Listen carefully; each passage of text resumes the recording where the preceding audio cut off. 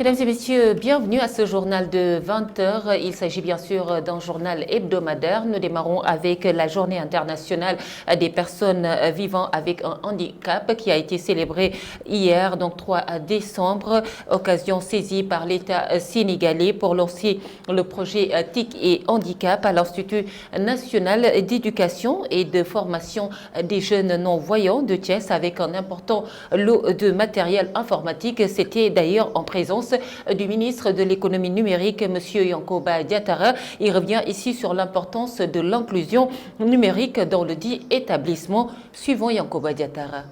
Cette cérémonie constitue un pas important dans la transformation digitale de notre économie en prenant en compte une large frange de la population, je veux nommer les personnes vivant avec un handicap. Elle participe d'une part à la mise en œuvre des directives du chef de l'État, son Excellence Macky Sall, président de la République, qui avait instruit le gouvernement de poursuivre sans relâche les politiques d'accompagnement et d'insertion socio-économique des personnes vivant avec un handicap. D'autre part, cette cérémonie contribue à l'atteinte des objectifs du plan Sénégal émergent. Aussi, la stratégie Sénégal numérique 2025, arrimée au PSE, élaborée de manière consensuelle, met un accent particulier dans l'inclusion numérique et l'autonomisation des personnes vivant avec un handicap et des femmes.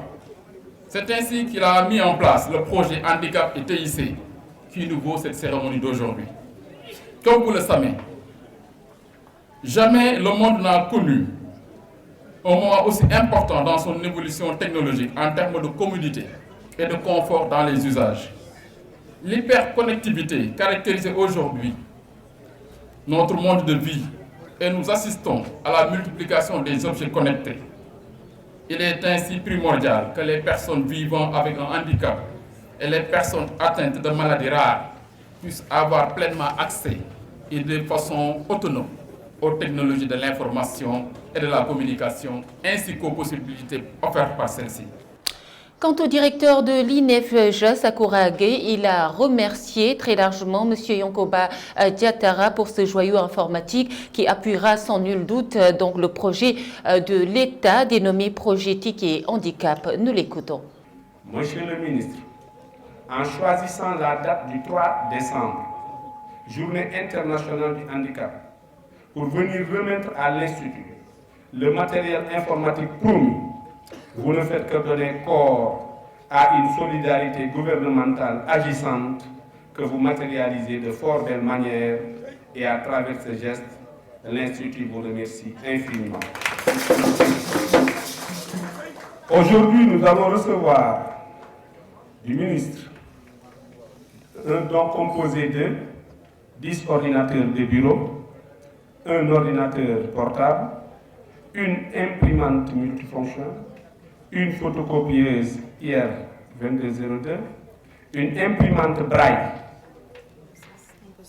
composeuse avec un logiciel, 20 rames de papier braille, 2 plages braille, 20 kits ardoises en braille, un logiciel de synthèse vocale, 10 kits oreillettes, 10 poinçons braille, 20 cannes plantes, un logiciel de revue d'écran agrandisseur, 10 tables d'ordinateur. Et puis nous reparlons de la grève des transporteurs qui a été largement suivie cette semaine à Thiès.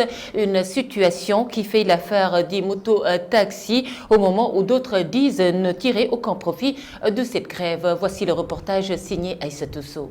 Deuxième jour de grève des transporteurs. À Thiès, le mot d'ordre est largement suivi. Si cette situation cause d'énormes soucis aux usagers, les conducteurs de moto Jakarta y trouvent leur compte. Entre forte demande des clients et augmentation des prix du transport, ces conducteurs que nous avons rencontrés se frottent bien les mains. À ce niveau, je peux dire qu'il n'y a pas d'impact à notre niveau. Parce que chaque matin, on fait notre boulot comme d'habitude. Mais l'impact va se poser surtout au niveau des gens qui ne voyagent pas avec des motos. Mais à notre niveau, il n'y a pas de problème quand même. Il y a une amélioration au moins quand même à notre niveau. Voilà. Oui, ça demande assez forte aussi Le tarif a été augmenté aussi.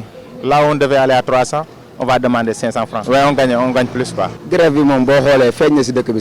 La grève a vraiment impacté les usagers, mais ça fait le compte pour nos conducteurs de moto. La demande a vraiment augmenté.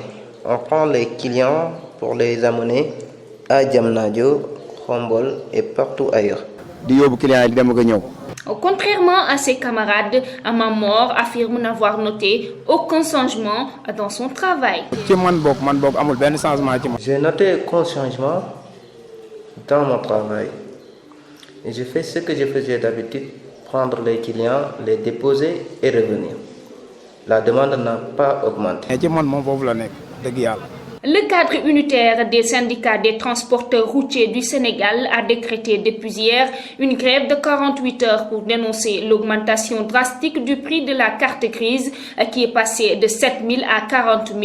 Ils se plaignent également des difficiles conditions de travail et des nombreuses tracasseries sur la route. Et puis parlons de la coordination de l'intersyndicale PER et PIPATS des étudiants de l'université Bader Thiam de Thiès qui a tenu un point de presse hier donc pour faire part de leurs préoccupations. Ces derniers dénoncent la lenteur notée dans l'exécution des travaux, l'insécurité qui règne dans l'université, mais aussi et surtout le risque de pollution de la nappe phréatique. Nous écoutons à ce propos Hyacinthe Sène, c'est leur porte-parole. Il en fait état avec Aïssatou Sow. Faisons appel à la presse encore pour faire passer le message. La répétition étant pédagogique. Il y a de cela donc quelques jours, on était là pour un cri d'alarme. Et nous revenons encore sur cela. Pourquoi? Parce que pour les chantiers de Thiès, la réception donc c'était le 30 novembre, peut-être aujourd'hui. La réception provisoire. Alors que nous voyons le mur de clôture n'a même pas avancé d'un iota par rapport à la dernière fois. La sécurité. Quand on était là, il y avait les bœufs qui divaguaient donc dans le campus.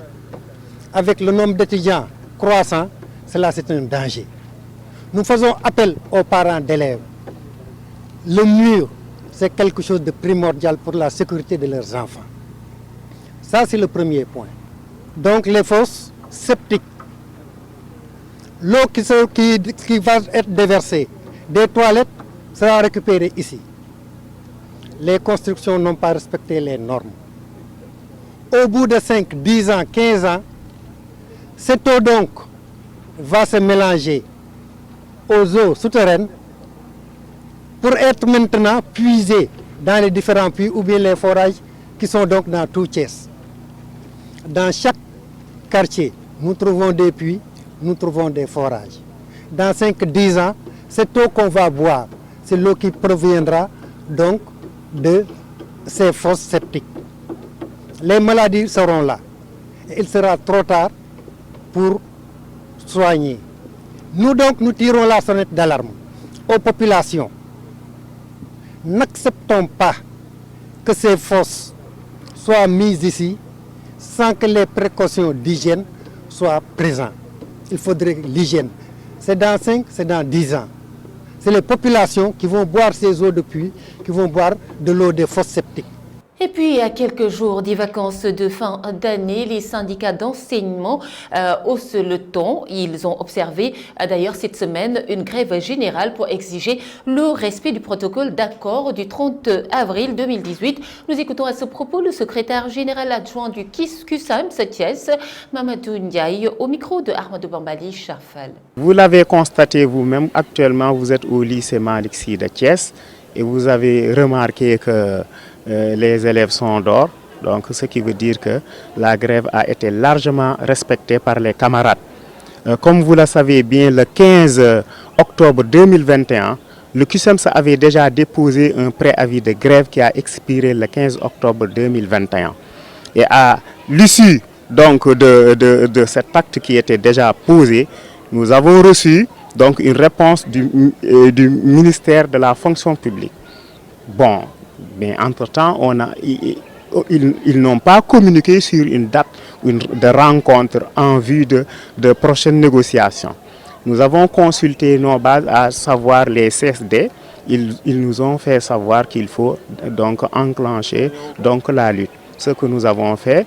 Hier, donc, si vous constatez vous-même que dans ce plan d'action, il y avait 3 points essentiels. Hier, c'était un débrayage à 10 heures suivi d'assemblée générale dans les établissements publics, à savoir les collèges et les lycées. Aujourd'hui, mercredi 1er décembre 2021, grève totale. Le 3e point, c'est le boycott des évaluations, surveillance, correction, proposition de sujet. Vous savez que le CUSEMS est un syndicat démocratique. Actuellement, nous sommes en train de recueillir les informations à partir des PV qui nous parviennent. Mais après lecture, nous constatons que la tendance est pour la poursuite de la lutte. Est venu s'enquérir de la situation des travailleurs du Fortesa dont il déplore la situation de travail assimilé à de l'esclavage. Dame Mbodj qui était parti les retrouver. Le secrétaire général du CUSEMS authentique et membre de la coalition citoyenne du peuple leur a affirmé tout son soutien. Dame Mbodj est au micro de Ahmed Bambali et Cherfal. Nous avons décidé de venir participer à cette conférence de presse pour parler au peuple sénégalais. Nous sommes des citoyens de ce pays. Nous ne pouvons pas accepter que des travailleurs qui depuis plus de 15 ans, pour certains depuis plus de 13 ans, sont là sans statut. Ils sont là, ils travaillent dans des conditions inacceptables. Parce que quand ils font des accidents, certains ont perdu leurs jambes. Certains ont perdu la vie dans les puits. Et il n'y a eu aucune prise en charge médicale. Il n'y a eu aucun dédommagement. Nous considérons que ça, c'est de l'exploitation. C'est comme de l'esclavage moderne. Si maintenant, en plus de cela, nous avons donc des autorités de Fortesa qui exploitent les travailleurs jusqu'à leur payer moins de 50% de leur salaire, en s'appuyant simplement sur le puits qui a pris feu, nous considérons que ça, ce n'est pas dire la vérité aux Sénégalais. Aujourd'hui, nous avons tous constaté, après la visite, qu'ils ont amorti tous les investissements que Fortesa a eu à faire sur le site. Malgré tout cela, aujourd'hui, ils sont en train de soutirer injustement de l'argent des travailleurs parce que c'est le travail qui produit la richesse. Donc tout ce qui a été fait ici, c'est sur le dos des travailleurs. Ce sont les travailleurs qui ont permis à Fortesa donc de faire tout le chiffre d'affaires qu'elle a fait depuis qu'elle a commencé les investissements. Donc, il doit y avoir un retour sur investissement auprès du personnel pour que le personnel, à défaut d'avoir une augmentation des salaires, qu'on leur paye intégralement leur salaire.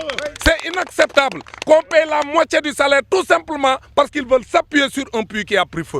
Nous considérons que ça, c'est inacceptable et la coalition citoyenne, le peuple, sera du côté des travailleurs et interpelle le président de la République. Et puis on en est arrivé, donc on parle de la période de fraîcheur, du froid bien sûr, qui rime souvent avec changement d'habillement. Au marché central de Thiès, les vendeurs de friperies se frottent les mains puisqu'ils sont très fréquentés en cette période où le froid s'annonce clairement. Pullover, collants, longues manches et autres sont les plus demandés.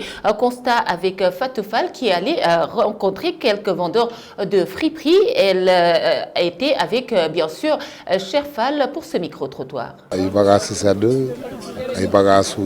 Présentement, nous commençons à accueillir la clientèle en cette période de fraîcheur. C'est pour cela qu'on a augmenté notre stock.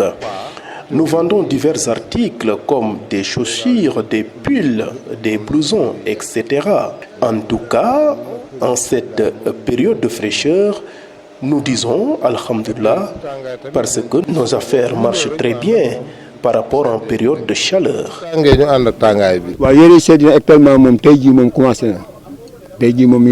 Vraiment, je peux affirmer que les choses marchent positivement. Les acheteurs commencent à se manifester à compte-gouttes. Et nous espérons que d'ici quelques jours, ils seront au rendez-vous, car au fur et à mesure que la fraîcheur s'installe, nous espérons accueillir beaucoup de clients. Les prix sont abordables et chacun peut trouver ce qu'il cherche. Donc, nous rendons grâce au bon Dieu car tout se passe très bien ici. Et puis le poste de santé de Kaoussara Fall abrite désormais un centre de formation, de dépistage et de traitement immédiat des bien sûr lésions précancéreuses du col de l'utérus. C'est grâce à la coopération de la Pologne que l'infrastructure a vu le jour. Le centre va permettre aux femmes de la zone et environ de se faire dépister à la grande satisfaction du docteur Moustapha Faye, médecin-chef du district sanitaire de Thiès, que nous écoutons. Aujourd'hui, nous avons vraiment le plaisir d'assister à l'inauguration du centre de dépistage et du traitement immédiat des lésions précancéreuses du col de l'utérus au niveau du poste de santé de Kaoussara. Nous remercions vivement l'association Prévenir et l'ambassade de la République de Pologne à Dakar et le général Biram Diop qui, par son entremise, a permis en tout cas la mise en place de ce centre. Un centre important dans le dispositif de lutte contre les cancers, plus spécifiquement de lutte contre les cancers gynécologiques et spécifiquement du cancer du col de l'utérus. Ce centre va permettre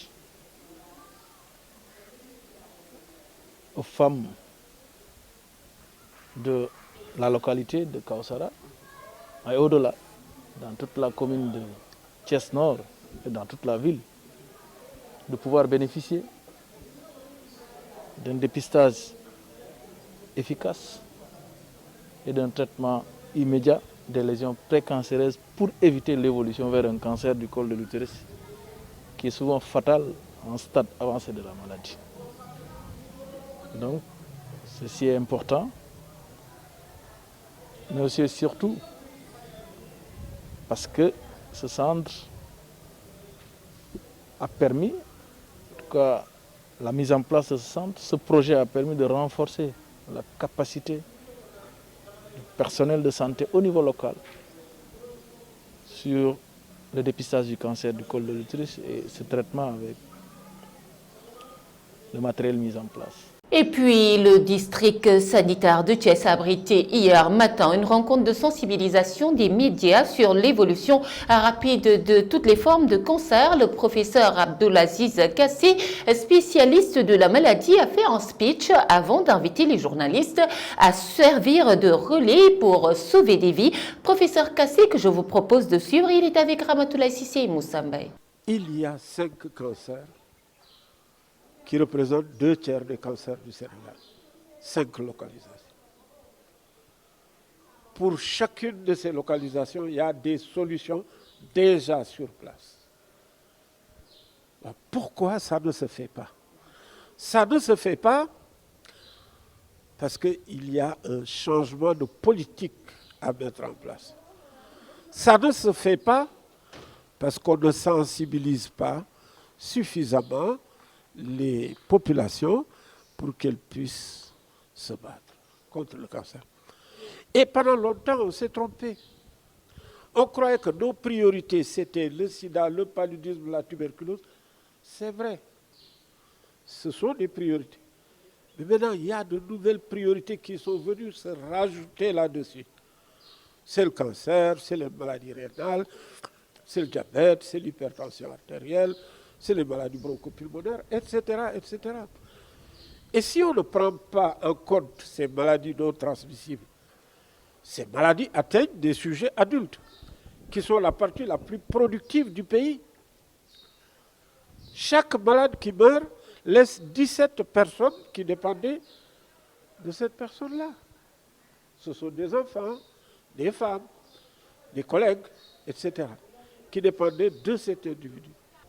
Donc, lutter contre le cancer, c'est lutter pour le développement. Et puis nous parlons de l'Alliance pour les valeurs éthiques et citoyennes avec Liguey Kati qui a tenu un méga meeting au quartier Tchali. Objectif dérouler le programme de la dite coalition qui regroupe deux ténors, Omar Badian et l'ex-juge Amidou Dem. Devant un public venu nombreux, Otaran Jean Collin, la tête de liste et candidat à la mairie de Thiès-Nord, a remercié l'assistance et décliné les objectifs politiques de la coalition. Omar Badian que nous suivons. Donc vraiment, vous êtes responsables au niveau de tous les quartiers. La coordination des jeunes, Cheikh Anta, de Tchali avec votre sœur Mami Loum, qui tenait hier son débat. J'en profite pour féliciter vous tous. Sachez que je suis très content de vous et je vous demande tout simplement de continuer ce travail que vous avez commencé. Vraiment, les jeunes, encore merci, merci. Et je ne vais pas aussi laisser les femmes. Je connaissais très bien que les femmes étaient avec vous ce matin et elles sont encore à côté de moi. J'ai des braves femmes. Il y a des femmes de Gambia, les femmes fortes.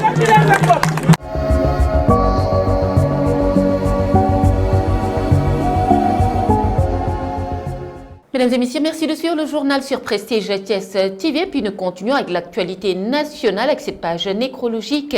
Lamine Diack n'est plus. Fatou Karagay. Actualité nationale, Lamine Diack, le président de la Fédération internationale d'athlétisme de 1999 à 2015, est décédé dans la nuit du jeudi à vendredi à Dakar. Âgé de 88 ans, Lamine Diack a été condamné à 4 ans de prison, dont 2 avec sursis pour corruption et assigné à résidence en France depuis novembre 2015. L'ancien ministre sénégalais des Sports était accusé de corruption et de blanchiment d'argent lié au scandale de dopage en Russie. Son retour au Sénégal en mai dernier a été rendu possible par le Jaraaf de Dakar, le club dont il a été le président pendant longtemps et qui a versé une caution de 327 millions de francs CFA. Et puis le président Macky Sall a inauguré hier l'Institut de défense du Sénégal, un établissement à vocation internationale composé d'une école d'état-major, d'une école supérieure de guerre et d'un centre de doctrine. Notre pays dispose ainsi d'un pôle d'excellence qui va assurer la formation de ses élites militaires. La mission de l'IDS est notamment de former des officiers d'état-major aptes à occuper de hautes fonctions de commandement en temps de paix, de crise et de guerre. Et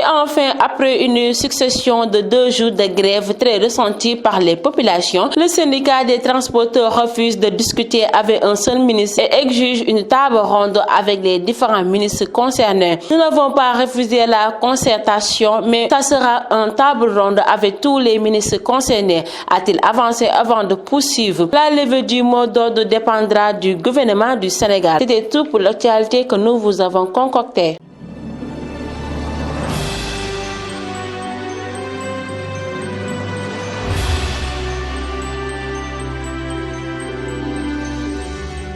Sur l'international, nous parlerons de la présidentielle en Gambie. Plus de 900 000 électeurs seront aux urnes ce samedi. Ramatoulaye Cissé. Nous démarrons l'actualité internationale en Gambie. Ce samedi 4 décembre, plus de 960 électeurs sont appelés à élire leur nouveau président. Un scrutin test pour la démocratie de ce pays d'Afrique de l'Ouest, enclavé dans le Sénégal. Il y a 5 ans, en effet, le président Yaya Jammeh avait été battu par les urnes par Adama Barrow, véritable surprise électorale qui avait mis fin à un régime qualifié de dictatorial. Cette fois-ci, 6 candidats briguent la magistrature suprême et la campagne a été inédite pour le pays. On continue l'actualité internationale en Côte d'Ivoire. Le président sud-africain poursuit sa tournée ouest-africaine. Depuis le 1er décembre, Cyril Ramaphosa est en Côte d'Ivoire. Dans la première visite d'État sud-africaine à Abidjan depuis Nelson Mandela en 1991, jeudi 2 décembre, les 2 pays ont signé 9 accords de coopération bilatérale dans le but d'accroître leurs échanges commerciaux. Ils parlent également souvent d'une voix sur la scène internationale. On termine l'actualité internationale en Éthiopie. L'Éthiopie a annoncé mercredi 1er décembre la reprise par les forces pro-gouvernementales du site de Lalibela. Classé par l'UNESCO au patrimoine mondial et passé en août sous le contrôle des rebelles de la région du Tigré, le gouvernement du Premier ministre cherche à reconquérir les territoires encore aux mains des rebelles. Parallèlement, les vols humanitaires de l'ONU entre la capitale, Addis Abeba, et Makale dans la région du Tigré ont été rétablis, a annoncé le secrétaire général des Nations Unies, Antonio Guterres, évoquant une petite pointe d'espoir dans ce conflit qui oppose depuis plus d'1 an forces pro-gouvernementales et rebelles du Front populaire de libération du Tigré. Mesdames et messieurs, c'était tout pour l'actualité internationale.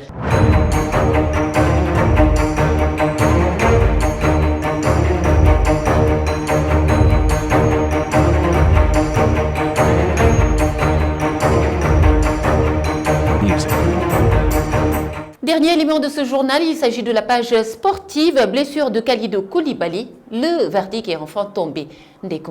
L'actualité sportive sortie sur blessure ce mercredi en championnat, Kalidou Koulibaly devrait s'éloigner des terrains pour plusieurs semaines. Son club Naples a annoncé ce jeudi que l'international sénégalais souffre d'une élongation au niveau de son ischio-jambier gauche. Le club italien n'a pas précisé la durée de son indisponibilité, mais le média italien Sky Italia parle d'au moins 4 à 5 semaines. Malgré tout, cette nouvelle est mauvaise et ce n'est pas bon signe à un peu plus de 4 semaines de coup d'envoi de la Coupe du Monde des Nations de football. Nous apprenons que dans le cadre de la préparation de l'équipe nationale féminine en vue de la prochaine CAN Dames qui va se tenir au Sénégal en 2022, la Fédération sénégalaise de handball a publié ce jeudi une liste de 18 lionnes convoquées en stage en Aix-en-Provence en France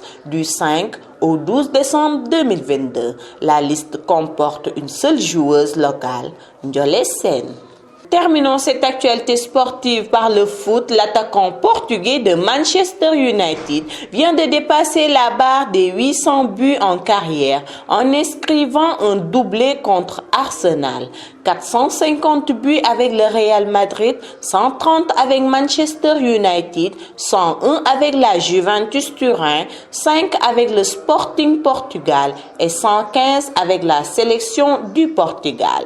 Le compte est bon, cela fait 801 buts marqués par Cristiano Ronaldo en 1095 matchs. Le Portugais a dépassé la barre historique des 800 buts en carrière en marquant un doublé contre Arsenal jeudi 2 décembre. Un exploit monumental.